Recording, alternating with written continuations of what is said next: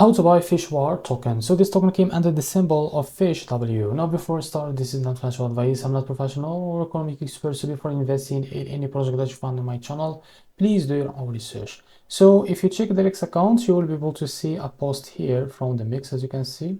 So FISHWAR listing 11th UTC on 17th March. So as you can see, it will be listed on MEXC. So if you don't have an account on MEXC, go down in the description. You will be able to find the referral link.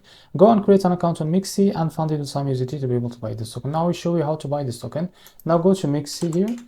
Now make sure to log into your account and go back to this page to copy the token symbol. So the token symbol of this is FISHW.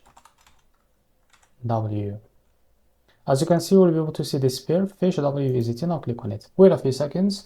And as you can see, you need to wait 10 hours. So until that date, what you need to do, click on buy, select the limit. Here you can type how much you want to buy of the token, and you will be able to see the total, how much you will be paid of that USDT on your account, and click here on buy FISHW. Now if you select the market, you can drag this to set how much percentage that you want to use of that USDT on your account to be able to use it to buy this token.